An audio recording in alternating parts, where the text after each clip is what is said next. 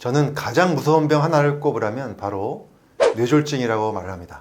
사실 저희 할머니께서 제가 중학교 3학년 때 돌아가셨는데요. 바로 뇌졸중으로 돌아가셨습니다. 그때 제 기억에 할머니께서 약 2년 정도 계속 누워만 계시다가 돌아가셨는데요. 의식은 있으신데 몸은 못 움직이는 상태로 그냥 누워만 계셨죠. 그때는 제가 어려서 잘 몰랐는데 나중에 의사가 되고 나서 뇌졸중 환자들을 많이 보게 되면서 이 뇌졸중이 정말 무섭다는 것을 알았습니다. 그래서 오늘은 우리가 잘 모르고 그냥 무시하고 넘어가기 쉬운 뇌졸중 초기 신호에 대해서 말씀드리겠습니다. 정말 이런 증상들이 오래가지도 않고 5분, 10분 만에 바로 없어지기 때문에 증상이 5분 만에 사라졌으니까 괜찮겠지 하고 안심했다가는 정말 진짜 심각한 뇌졸중 급행열차를 탄 것과 같습니다. 자, 오늘 아주 중요한 얘기니까요. 영상 꼭 끝까지 봐주시고요. 가족, 친구, 지인들께 많이 공유해 주시면 감사하겠습니다. 그럼 바로 시작하겠습니다. 안녕하세요. 교육하는 의사 가정의학과 전문의 이동환입니다. 여러분 혹시 미니 뇌졸중이란 말 들어보셨나요? 조금 생소하시죠? 의학적으로는 일과성 허혈 발작, TIA, 트랜지언트 이스케믹 어택이라고 부릅니다. 쉽게 말해서 진짜 뇌경색의 예고편이라고 보시면 되는데요. 이 뇌혈관이 아주 잠깐 막혔다가 다시 뻥 뚫리면서 증상이 발생했다가 24시간 이내에 완전히 사라지는 현상을 말합니다. 마치 정전이 됐다가 바로 전기가 들어온 것처럼 말이죠. 그래서 보통은 이 증상이 5분 내지 10분 만에 사라지기도 합니다. 길면 몇 시간 후에 없어지기도 하고요. 하지만 여러분, 이건 뇌가 우리에게 주는 최후 통첩입니다. 관련된 연구 결과들을 보면 정말 충격적인데요. TIA를 겪은 환자의 약 10 내지 20%가 90일 이내에 진짜 심각한 뇌졸중을 겪는다는 연구 결과가 있습니다. 특히 이 TIA 발생 48시간 이내가 가장 위험한데요. 괜찮겠지 하고 병원에 가지 않으면 뇌는 되돌릴 수 없는 손상을 입게 될 수 있습니다. 그래서 제가 지금부터 우리가 가장 흔하게 또 피로나 노화로 촉각하면서 무시하는 미니 뇌졸중의 미묘한 초기 신호 7가지를 알려드리겠습니다. 그리고 증상 발생 시 5분 골든 타임 대처법까지 말씀드리겠습니다. 자, 첫 번째는 시야의 안막 증상입니다. 운전 중이나 TV를 보다 갑자기 한쪽 눈이 마치 커튼으로 가려진 듯 흐려지거나 시야가 완전히 사라졌다가 수분 내에 돌아온 경험 혹시 있으신가요? 뇌졸중의 전조 증상 중 하나인 일과성 흑암시일 가능성이 매우 높습니다. 뇌로 가는 경동맥에 문제가 생겨서 눈으로 가는 혈류가 잠깐 막혔다가 풀리는 것이죠. 그리고 이 증상은 양쪽이 아닌 꼭 한쪽에서만 나타나는 것이 특징입니다. 자, 두 번째는 순간적으로 비틀거리는 균형 감각 상실입니다. 술을 마신 것도 아닌데 멀쩡한 길을 걷다가 순간적으로 비틀거리면서 땅이 꺼지는 듯한 어지러움을 느껴서 넘어질 뻔한 경험.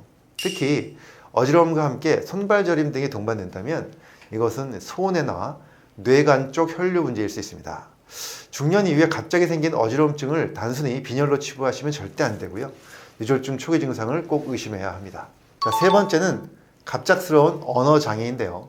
누군가와 대화 중에 갑자기 말이 꼬이거나 마치 외국어처럼 상대방의 말을 순간적으로 이해하지 못하는 순간이 몇 분간 지속되다가 다시 멀쩡해질 경우인데요. 이럴 때 그냥 피곤해서 그래 라고 넘어가시는 분들이 정말 많습니다.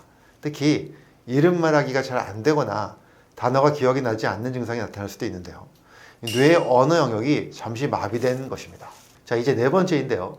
이 증상이 가장 중요한 신호이면서도 또 가장 놓치기 쉬운 증상입니다. 바로 편측 마비 증상입니다.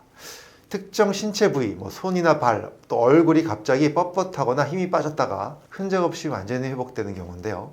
예를 들어서 식사 중에 숟가락을 놓칠 뻔했다거나 또 양치 중에 거울을 보니까 한쪽 입꼬리가 살짝 처졌다가 돌아온 경우입니다. 이런 증상은 뇌졸중을 진단하는 패스트 테스트에 들어갈 만큼 핵심적인 증상입니다. 이제 다섯 번째 증상인데요. 바로 감각 이상입니다. 마치 마비가 된 것처럼 한쪽 손이나 발 혹은 얼굴에 갑자기 남의 살 같은 이상 감각이 들었다가 사라지는 증상인데요. 찌릿찌릿하거나 둔해지거나 벌레가 기어가는 듯한 느낌이 들 수도 있습니다. 이 역시 감각을 담당하는 뇌 영역의 혈류가 불안정하다는 뜻이고요. 자고 일어났을 때 일시적인 저림과는 다릅니다. 자, 이제 여섯 번째 증상인데요. 바로 벼락두통입니다. 이것은 살면서 경험하지 못한 망치로 뒤통수를 맞은 듯한 극심한 두통이 갑자기 생기는 경우인데요. 사실 TIA에서는 두통이 없는 경우가 대부분입니다. 하지만 출혈성 뇌졸중이나 뇌동맥류 파열의 증상일 수 있기 때문에 미니 뇌졸중 증상으로는 매우 드물지만 꼭 알고 계셔야 할 증상이고요. 일반적인 편두통과는 차원이 다른 두통입니다. 그래서 절대 무시해서는 안 됩니다.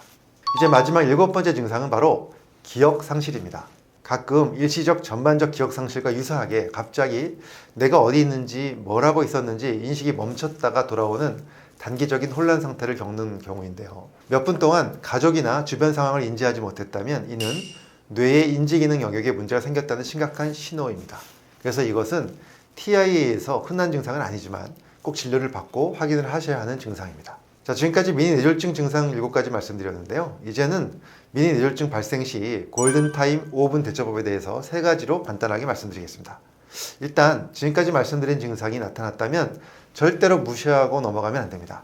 증상이 5분 만에 사라졌다고 안심하고 괜찮네 하고 넘기는 것이 최악의 금기 행동입니다. 자, 여러분, TIA는 이미 뇌혈관이 막혔다가 풀린 것을 의미하죠. 그래서 언제 다시 더 심하게 막힐지 아무도 모릅니다.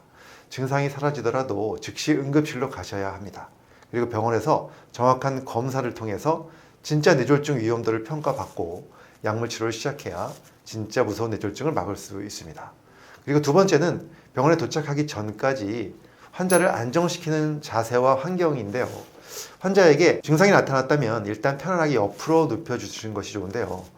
혹시 모를 구토로 인한 기도가 막힐 수 있는 위험 때문입니다. 자, 그 다음은 옷을 느슨하게 해주고 조용하고 어두운 환경을 만들어서 심리적 안정을 취하게 하는 것이 중요합니다. 또 시계나 스마트폰으로 증상이 시작된 정확한 시간을 기록하는 것이 정말로 중요합니다. 이 시간이 나중에 뇌졸중 치료 시점, 골든타임을 결정하는 핵심 정보가 됩니다. 세 번째로는 하면 안 되는 최악의 금기 행동이 있는데요. 바로 진통제나 아스피린 같은 약을 먹이는 것입니다. 증상이 완화되자마자 머리가 지끈거린다고 진통제를 먹거나 또 집에 있는 아스피린 있죠. 항산화소판제를 임의로 복용하시는 행위는 독입니다. 왜냐하면 우리가 겪는 증상이 혈관이 막혀서 오는 허혈성 뇌졸중이 아니라 혈관이 터지는 출혈성 뇌졸중의 전조일 수도 있기 때문이죠. 이때 이 아스피린이나 진통제를 먹으면 출혈이 더 심해져서 상황을 악화시킬 수도 있습니다. 그래서 의사의 지시 없이 임의 복용은 절대 금지입니다. 단 이전에 이미 허혈성 뇌졸중으로 아스피린 처방을 받은 환자라면 평소 용량을 유지하는 것은 괜찮고요. 그리고 커피나 술 같은 혈압을 올리는 음료도 물론 드시면 안 됩니다. 자, 오늘은 제가 미니 뇌졸중의 증상에 대해서 말씀드렸는데요. 미니 뇌졸중은 우리에게 두 번의 기회는 주지 않는 마지막 경고라고 생각하셔야 합니다. 그만큼 오늘 정보가 아주 중요하고요. 오늘 이 영상을 보셨다면 이 중요한 정보를 소중한 사람들에게 공유해 주시고요. 우리 구독자님들 모두 더 건강하시길 기원합니다. 감사합니다.